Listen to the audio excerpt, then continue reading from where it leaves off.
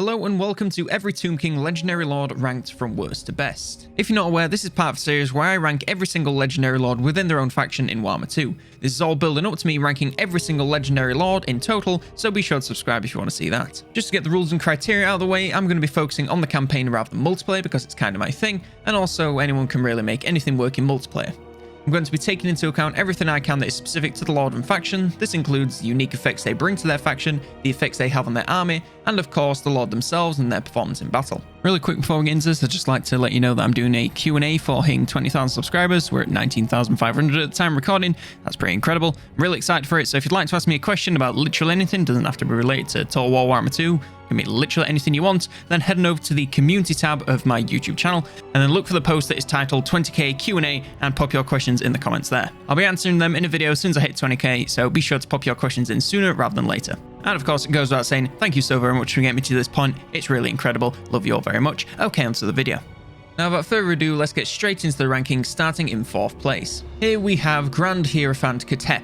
Now, his faction starts at the very west of the map, near a lot of the Dark Elves, which can be pretty rough. You combine this with the fact that he has terrible relations with all Dark Elves, and war is almost certainly assured. Aside from this, he brings the faction 2 Canopic Jars per turn, which is handy for light crafting, plus 5% to campaign move range, which is always good for getting around, and 10% to casualty replenishment rate, which is never bad. And he also adds +2 capacity for Lich Priests. As for his personal army, the only thing that he brings is +3 recruit rank for Lich Priests, and that's about it. As for his starting units, he gains Carians, which are crap, Nehekara Warriors, which are a decent mid-game infantry, and the Hero Titan, which is a great massive construct that can cast spells and shred all nearby enemies. As for Ketep himself, he's not the best battler due to the low armor and not the best weapon damage. He does have access to the lore of Nehekara, so he wants to use that and mostly be used as a supporting spellcaster. His mounts are decent, especially the Casket of the Gods that turns him into an artillery piece as well as a lord, which is pretty great. With all items and abilities, he gains a few buffs, debuffs, and castable spells and abilities. Now, the reason for him being in 4th place is the whole strength of the other Tomb Kings is starting in or near the desert, near all the pyramids and these legendary buildings that grant you lots of bonuses. Starting where he does, he's just very isolated and it doesn't really lend itself well to strength. The other faction buffs are okay, but they don't really give him much that's unique or that gives him a massive boost, especially where he is spawning. His army buffs are basically non-existent if you aren't going to spam Lich Priests, and the Carian starting unit is just hilarious. To top it all off, Ketep himself isn't really a great battler aside from the Casket of the Gods. Without that, he's really naff, and even with that, if he gets caught in melee, he's going to die really quick. Coming in 3rd place, we have Arkan the Black. Now, his faction starts on the west coast of the desert, and he actually starts with 2 starting settlements, which is quite nice. He doesn't really have any allies since he doesn't get on with other Tomb Kings, and starts near a bunch of Bretonnians. He gets on well with vampire counts, but there aren't really many immediately nearby. As for his faction effects, he can recruit certain vampire units, but nothing that's amazing and going to shake up the meta of the faction. He gains +10 magic reserve for all armies, and vampiric corruption does not affect his public order, so feel free to let it run havoc across your lands as much as you want. As for his personal army, he gains +5 melee attack and defense for heroes in his army, and that's it. For his starting units, he gains a Tomb Scorpion, which is a great construct that specializes in obliterating infantry and just about anything else you throw into.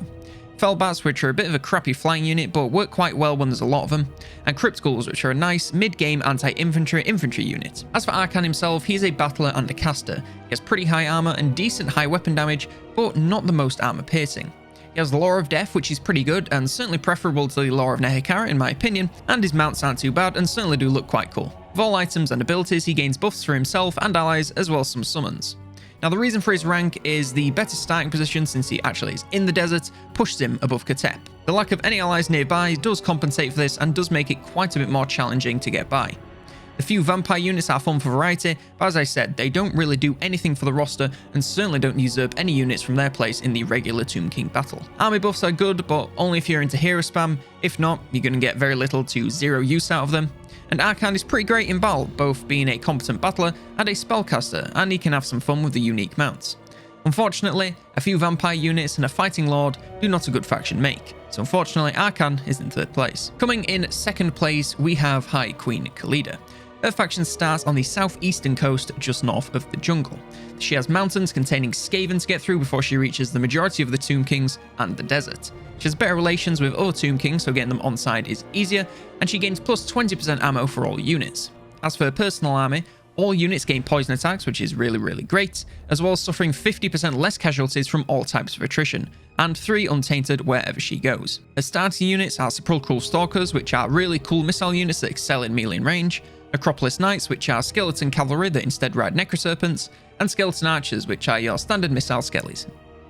Khalida herself is kind of a mid-tier fighter. She has quite low armor for a Battling Lord, and poison attacks to debuff whatever she's fighting.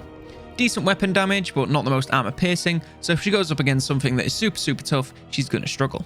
She does have fun mounts, especially in the Necroserpents, we always love to see her on top of that, and once she gets all items and abilities, she gets quite a few buffs for herself and units, as well as some extra ways to do damage. Now the reasons for her rank, starting not quite in the desert, means she has to fight to get started in the main part of the campaign, that is taking over the desert and building all the pyramids. She doesn't really have any outstanding mechanics. I mean, the more ammo is really nice, but it's not really going to change the game, especially if you never really run out of ammo anyway. Her army effects are actually really good, giving all units poison damage, which is a massive buff, and less attrition is never a bad thing. Khalida herself is also a decent fighter, but before she gets on the mounts, she's not the greatest. Honestly, between her and Arcan, depending on your playstyle, it could have gone either way. I chose to give it to Khalida simply because diplomacy-wise, she probably does have a little bit of an easier time. Now, coming in first place, was there ever any doubt? It was Settra the Imperishable. He does not serve. His faction starts in the north center of the desert. There are a couple of other Tomb Kings nearby for potential allies or war targets, and his faction effects are +2 public order and 10 growth for all provinces, as well as -1 construction time for province, capital, and settlement buildings. This means he has a way easier to manage and faster infrastructure growth than anyone else in the faction. For his personal armor, he gains 100% to his leadership aura size, and plus 10% casualty replenishment rate for Tomb Guard and Skeleton Chariot units. For his starting units, he gains a Khemrian War Sphinx, which is a massive magical construct that is great versus pretty much anything, Skeleton Chariots, which are your standard chariots unit, and some Tomb Guard Halberds, which are the elite anti-large infantry of the Tomb Kings. As for Settra himself, he's a very strong battler and a spellcaster. He's very heavily armored, has very high weapon damage with a bonus versus large, and a bunch of armor piercing. He has access to the lore of Nehekara, which isn't the worst lore, but it's certainly not my favourite. And his mounts are especially good, in particular the War Sphinx and the Chariot of the Gods, depending on your playstyle. With all his items and abilities, he can buff himself and nearby units in a large number of ways. Now, the reasons for his rank. In general, it feels like they made Settra first, and then made the other lords around him to make him look a bit stronger. He starts central in the desert, which makes for easy alliances and invasions of the non-Tomb Kings with relative security. He has more faction effects than most of the other lords, and they are useful no matter what playstyle you're going for. Better growth and easier infrastructure is never a bad thing.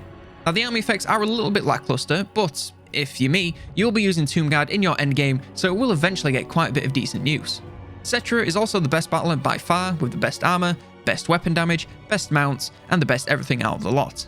Combine that with the fact that he can cast whilst in combat, and he's the clear dominator. And that concludes my ranking video for the Tomb King Legendary Lords. If you enjoyed this video at any point, then please do consider leaving a like, really does help out a lot, and be sure to subscribe to the channel so you never miss a video. I'd like to thank all supporters of the channel, in particular Average Sized Andy, Nifty Norm, and Kobe Said So, for their fantastic support of the Unclean Ones tier. That really is incredible. One more time, thank you all for watching, and for now, I've been Colonel Damneders, and I will see you next turn.